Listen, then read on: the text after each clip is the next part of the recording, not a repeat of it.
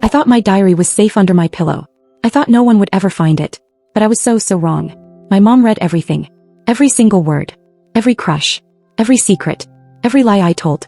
And when I realized what she'd done, I felt my entire world collapse in just a few seconds. What happened next changed everything between us. And honestly, still hurts. My name's Emma. I'm 16. I live in a quiet suburb outside Chicago with my mom and my younger brother. My dad travels a lot for work, so it's mostly just us three at home. My mom is loving, but she's also controlling. She always wants to know where I am, who I'm with, what I'm doing. And honestly, sometimes I feel like I can't breathe. That's why I started keeping a diary. Writing became my escape. My safe space. It's where I could say things I'd never say out loud. About Jake, the guy I've been crushing on since freshman year. About my best friend Riley and how sometimes she makes me feel invisible. About how I sometimes wish I could just disappear from everything. My diary was the one place where I didn't have to fake it. It was just me. It was a Tuesday morning. I was running late for school. I'd overslept, thrown on whatever clothes I could find, and rushed out the door without even eating breakfast. I didn't think twice about leaving my diary under my pillow like I always do. I mean, why would I? It was my room. My space. My privacy. But when I came home that afternoon, something felt off. The air in the house was different. Heavier. My mom was in the kitchen making dinner, but she didn't look at me when I walked in. She just kept stirring the pot, her shoulders tense. I went upstairs to my room, and that's when I saw it. My diary. Sitting on my desk. Not under my pillow where I'd left it. Just sitting there. With a sticky note marking a page. My heart stopped. I picked it up with shaking hands. The page it was open to, the one where I wrote about Jake. About how I liked him.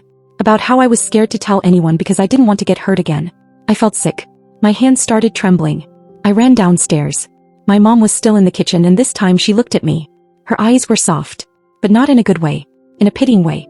"Emma, we need to talk," she said quietly. "You read my diary," I whispered. It wasn't even a question. I already knew. She didn't deny it. She just nodded. "I was cleaning your room and it fell out from under your pillow. I didn't mean to read it, but then I saw your handwriting and I got worried, Emma. I wanted to know what was going on with you." I couldn't believe what I was hearing. Worried? She violated my privacy because she was worried? That wasn't yours to read. I shouted. My voice cracked. That was mine. You had no right. "I'm your mother," she said, her voice rising too. "I have every right to know what's happening in your life. You've been so distant lately. You don't talk to me anymore. What was I supposed to do?" I felt tears burning in my eyes. "You were supposed to trust me." And then she said the thing that made my stomach drop. "I know about Jake. And I don't think he's good for you." I froze. She didn't just read my diary. She analyzed it. She judged it. She was using my private thoughts against me. I couldn't stay in that kitchen anymore. I turned around and ran upstairs. I locked my bedroom door and threw myself onto my bed. I couldn't stop crying. I felt so exposed. So betrayed. My own mother had read my most private thoughts and didn't even feel sorry about it. For the next few days I barely spoke to her. I'd wake up, get ready for school in silence, and leave without saying goodbye. I'd come home, go straight to my room and lock the door. I stopped eating dinner with the family. I couldn't even look at her without feeling this terrible mix of anger and shame. At school I tried to act normal. But Riley noticed something was wrong. During lunch she leaned over and whispered, "You okay? You've been weird all week." I wanted to tell her. I really did. But how do you explain that your mom violated your trust in the worst possible way? So I just shrugged and said, "Family stuff." She didn't push. But I could tell she didn't believe me. The worst part, I couldn't even write about it. My diary didn't feel safe anymore. It felt tainted. Like every word I wrote could be used against me. So I stopped writing altogether. And without that outlet, everything just built up inside me. The anger. The sadness. The feeling of being completely alone. Then on Friday something happened that made everything so much worse. I was sitting in history class when the intercom crackled to life. "Emma Carter, please report to the counselor's office." My stomach dropped. I'd never been called to the counselor's office before. Everyone in class turned to look at me. I felt my face go red as I grabbed my backpack and walked out. When I got to the office, Ms. Reynolds, the school counselor, was sitting at her desk with a concerned look on her face. And sitting next to her, my mom. I froze in the doorway. "What's going on?" Ms. Reynolds smiled gently. "Emma, your mom reached out to me. She's worried about you. She mentioned some things you've been writing about and we just want to make sure you're okay." I felt the blood drain from my face. She told the school counselor.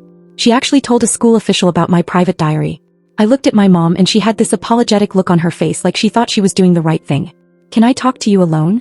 I asked Ms. Reynolds, my voice barely above a whisper. My mom stood up. "Emma, I just want to help." "Please leave," I said, cutting her off. I didn't yell. I didn't cry.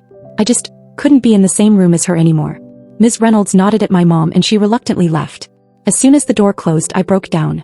I told Ms. Reynolds everything. How my mom read my diary. How she violated my privacy. How I felt like I couldn't trust anyone anymore. Ms. Reynolds listened. She didn't judge. And when I was done, she said something that stuck with me. Emma, your feelings are valid. What your mom did wasn't okay. But I also think she's scared. Sometimes parents make terrible decisions when they're afraid of losing their kids.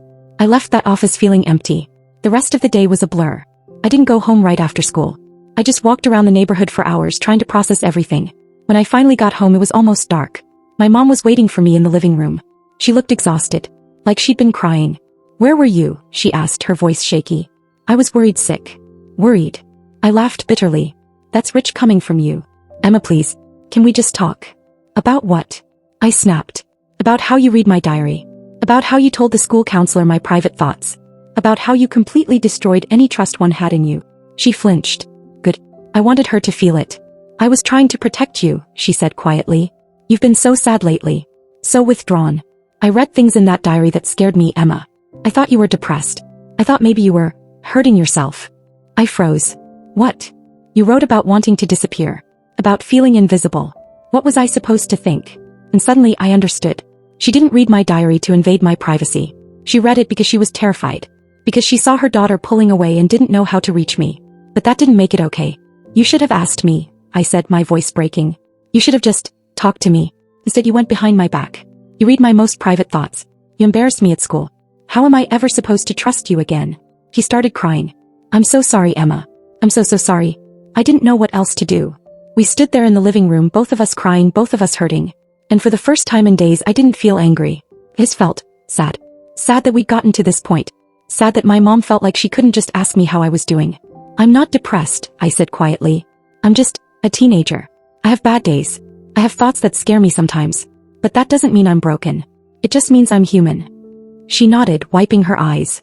I should have trusted you. I should have respected your privacy. I was wrong, Emma. I was so wrong. That night we talked for hours. Really talked. I told her about Jake. About Riley. About the pressure I felt at school.